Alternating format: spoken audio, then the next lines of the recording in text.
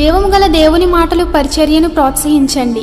మీ ప్రోత్సాహాన్ని మరిన్ని వీడియోస్ కొరకు మన ఛానల్ని సబ్స్క్రైబ్ చేయడం ద్వారా తెలియపరచండి. లైక్ చేసి షేర్ చేయండి. ఈ సువార్త పనిలో మీరును పాలుభాగస్తులు కండి. జీవం గల దేవుడి మాటలు వింటున్న మీ అందరికీ వందనాలండి. జీవం గల దేవుడి మాటలు ఈరోజు మీతోని నాతోని ఏం మాట్లాడుతున్నారో విందామా? మరి ప్రియా దేవుడి సంఘస్థులారా, ఈరోజు వాక్యాంశము నీ హృదయమే దేవుడికి బలిపీఠం. హల్లెలూయా. ప్రియా దేవుడి సంఘస్థులారా, మీరంతా బాగున్నారు కదా?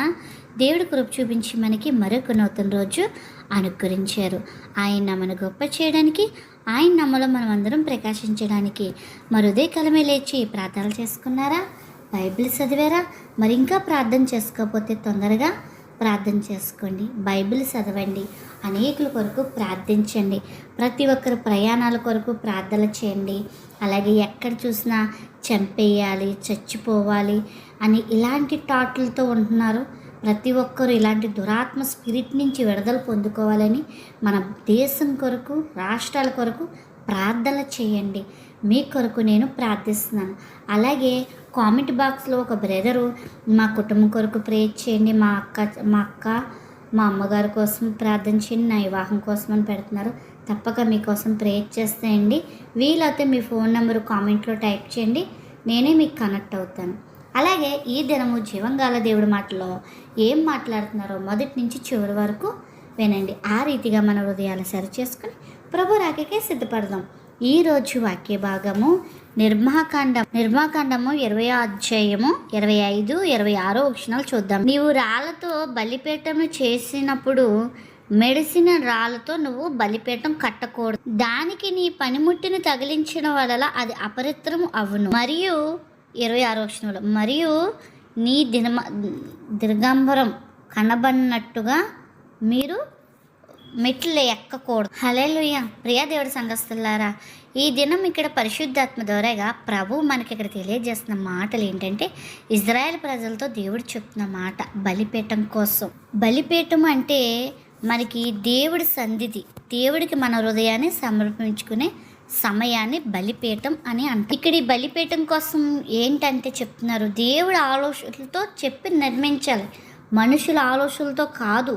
మనం మనుషుల ఆలోచనలతో కట్టడాలు దేవుడికి ఇష్టం ఉండవు. దేవుడు చెప్పినట్టుగా చేయమని ఇక్కడ చెప్పడం జరుగుతుంది. ఇక్కడ ఈ సంగతిలో మనం చూస్తే ఇక్కడ మంచి ఆత్మీయ అర్థం ఉన్నదండి. దేవుడికి ఇచ్చేది ఏదో డమ్మముగా బయటికి కనబడడం కాదు కానండి, మనం దేవుడికి ఇచ్చేది పరిశుద్ధతగా ఉండాలండి. అయితే మనుషులు మనల్ని పై రూపమే చూస్తారు, మనుషులు మనల్ని చూస్తారు, కానీ దేవుడు హృదయాన్ని లక్ష్య పెడతాడండి. పరిశుద్ధమైన హృదయముతో దేవుడికి బలిపీఠం కట్టాలండి. హల్లెలూయా. మన ప్రార్థనలు మనుషులు వినరండి, కానీ మన ప్రార్థనలు దేవుడు ఆలకిస్తాడు. మన కన్నీళ్ళు, మన సమస్య అన్నీ దేవుడు చూస్తాడండి. కానీ అందుకే దేవుడు చెప్తున్న మాట, మనుషులు చూడండి, మనుషులు మన సమస్యలు చూస్తారు, మన కన్నీళ్ళు చూస్తారు, వాళ్ళు ఏమీ చేయలేరు, సలహాలు ఇస్తారు అంతే. కానీ దేవుడు సలహా ఇచ్చేవాడు కదండి, సాయం చేసేవాడండి. హల్లెలూయా. అందుకే మన హృదయాన్ని దేవుడికి ఇష్టమైన బలిపీఠగా మార్చుకుందాం. కాబట్టి మన హృదయం దేవుడికి బలిపీఠంగా కడదామండి. చూడండి, ఇక్కడ 20వ అధ్యాయం 25వ వచనంలో ఇక్కడ ఏం చెప్తున్నారంటే బలిపీఠం కోసం. ఆ రోజుల్లో ఎక్కడికి వెళ్తే అక్కడ భక్తులు బలిపీఠం కట్టేవారండి. కానీ ఈ రోజుల్లో మనం ఏం చేయాలంటే మన హృదయమే దేవుడికి బలిపీఠం కట్టుకోవాలండి. హల్లెలూయా.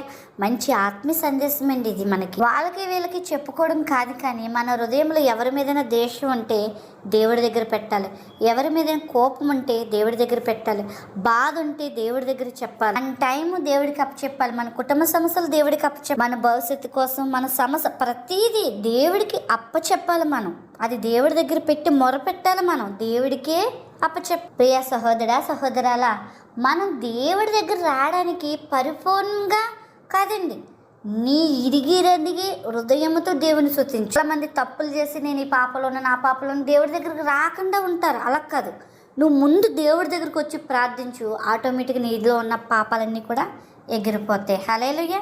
రెండో విషయం చూస్తే కనుక, మనం ఇక్కడ ఇతరులు మనల్ని పరిశోధిస్తారు కొంతమంది. కాబట్టి మనం ఏం చేయాలంటే దేవుడి కొరకు ఏదైనా చేసేది యథార్థంగా చేయాలి, యథార్థమైన హృదయముతో, యథార్థమైన మనసుతో ప్రభు కొరకు ఏదైనా మనం చెయ్యాలి. మనుషులు మామూలుగా మనుషుల దగ్గర బిల్డప్లకి ఏదో ప్రెస్టేజ్ కోసం ఏదో పొగడ్తల కోసం చేస్తూ ఉంటారు. దేవుడు ఈ లక్ష్య పెట్టడు. నువ్వు హృదయపూర్వకంగా ఏది చేసినా దేవుడు దాన్ని చూస్తాడండి. హల్లెలూయా. చూడండి కీర్తన గ్రంథం 51వ అధ్యాయంలో దావీదు చెప్తున్నారు చూడండి. ఇక్కడ దేవుడికి మనకి ఇవ్వాల్సిన గొప్ప బహుమానాల కంటే మన హృదయం దేవుడికి ఇవ్వాలి. హృదయాన్ని దేవుడికి బలిపీఠంగా మనం ఇవ్వాలని ఇక్కడ దావీదు గారు చెప్తున్నారు.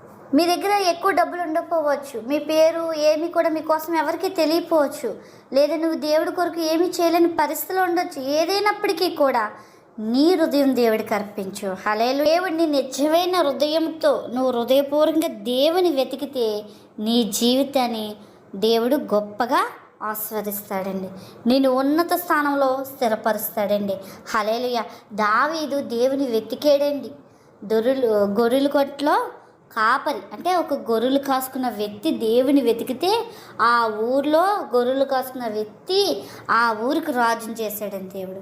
హల్లెలూయా. హృదయపూర్వకంగా దేవుని వెతకాల ముందు మనం హృదయంలో చోటు దేవుడికి ఇవ్వాలి. దేవుడిని ప్రార్థించి అడగండి, ప్రభా నా హృదయం నీకు అర్పిస్తున్నాను, నా హృదయాన్ని పరిశోధించు, నా హృదయంలోకి రా ప్రభా. నువ్వు రావడానికి ఆటంకాలు ఏమున్నాయి అన్నీ తొలగించి నా హృదయంలో ఇదిగో రా ప్రభా నా హృదయంలోకి.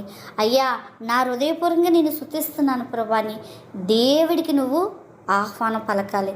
హల్లెలూయా. అలా ప్రార్థిస్తూ ఉండాలి. ఇష్టమైన బిడ్డగా నన్ను మార్చుకో ప్రభా అని అడుగు.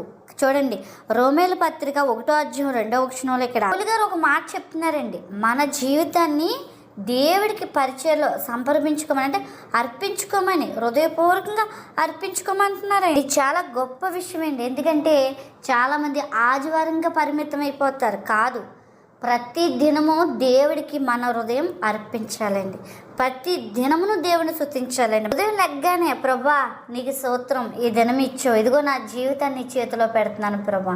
నువ్వు పనులు చేస్తున్నప్పుడు నా పని పట్ల నువ్వు తోడుగుండు ప్రభా. ఈ విషయాన్ని దేవుడు మనకి ఎంతో చెప్తున్నారండి. ముఖ్యంగా చెప్తున్నారండి, మన మాటలు పరిశుద్ధంగా ఉండాలి, మన చూపులు పరిశుద్ధంగా ఉండాలి, మన వినికుడు పరిశుద్ధంగా ఉండాలి, మన హృదయం పరిశుద్ధంగా ఉండాలి, మన ప్రవర్తన అంతటిని కూడా పరిశుద్ధంగా ఉండాలి, మన ప్రార్థన నిజమైన ప్రార్థనగా ఉండాలి. పెదవుల నుంచి వచ్చే ప్రార్థన కదండి, హృదయపూర్వకంగా ప్రభుని స్తుతించినట్టుగా ఉండాలి. కొంతమంది ప్రార్థన చేసేటప్పుడు మనుషులు మెప్పుల కోసం వర్ణిస్తూ ప్రార్థన చేస్తారు. మనుషులు మెప్పుల కోసం కాదు, కానీ దేవుడి మహిమపరిచే ప్రార్థన చేద్దామండి. హల్లెలూయా. మీలో ఎవరైనా ఉంటే కనుక పరిశోధించుకోండి, అది పరీక్షించుకోండి. మనం చూసుకుంటే మన హృదయాన్ని దేవుడి ఎదుట సరి చేసుకోవాలి. మత్తయి సువార్తలో ఇక్కడ యేసుప్రభు గారు మంచి మాటలు ఇక్కడ బోధించారండి. ఒక ముఖ్యమైన విషయం అండి. 5వ అధ్యాయం మత్తయి సువార్త 5వ అధ్యాయం చూడడానికి ఎవరితో అయినా సరే విరోధం ఉంటే వెంటనే వారితో సమాధానం పడాలని ఇక్కడ బోధించారండి. ఆలయాలు దేవుడికి మనం అర్పణ చేయడమే కాదండి, మనుషులతో మనం కూడా సమాధానం కలిగి ఉండాలి, మంచి బాండ్ కలిగి ఉండాలి. దేవుని మించి ఉండకూడదు, కానీ అందరినీ క్షమించుతూ సమాధానం పడుతూ ఉండాలి. ఒకవేళ నువ్వు క్షమించలేకపోతున్నావు, అది చాలా ఘోరమైన గాయం చేశారు నిన్ను, ఆ గాయం నువ్వు మానట్లేదు, కానీ నువ్వు దేవుడి ఎదుట తీసుకెళ్ళి ఆయన ముందు పెడితే ఆయన చూసుకుంటాడు. హల్లెలూయా. నాకు అన్యాయం జరిగినాయి, ఏం జరిగినాయి దేవుడి చేతికి పెట్టాలి. ప్రభు నేను క్షమించలేకపోతున్నాను, నాకు సహాయం చేయి, క్షమించే హృదయం నాకు కలగచేయని దేవుణ్ణి అడిగితే ఆ గాయం నీ దగ్గర నుంచి తొలగిస్తాడో, నేను గాయపరిచే వేళలా ప్రేమను కలగచేస్తాడండి. హల్లెలూయా. ప్రేమైన సహోదర సహోదరాల, దేవుడికి మనము అంటే దేవుడికి మనం అర్పించుకోవాలి. బలిపీఠం మీద ఏదైనా పెడితే దాన్ని బలిపీఠాన్ని సమర్పిస్తాం కదండి, అంతే కదా, పూర్తిగా దాని వశంలోకి వెళ్ళిపోద్ది. అలాగే దేవుడికి మనం ఎప్పుడైతే అర్పించుకుంటామో, మన జీవితం ఆయన చేతిలో పెడతామో, ఆయన చిత్తానుసారంగా మనల్ని నడిపిస్తాడండి. హల్లెలూయా. మీరు చిన్నవారైనా పెద్దవారైనా, ఉన్నవారైనా లేనివారైనా, నువ్వు ఏ స్థితిలో ఉన్నా సరే దేవుడికి ఉపాయపడతావు. హల్లెలూయా. దేవుడి పనిలోకి చదువుతో ముఖ్యం లేదు, ఆస్తులతో ముఖ్యం లేదు, అవి లేకపోయినా ఆయన పనిలో నిన్ను ఉపాయించుకోగలడు. ఉదాహరణకి నన్నే తీసుకోండి, నాకు ఏ చదువు లేదు, ఏది కూడా తెలియదు, నాకు ఇది నేర్పించు, ఇది కావాలంటే దేవుడు నాకు ఇస్తాడండి. హల్లెలూయా.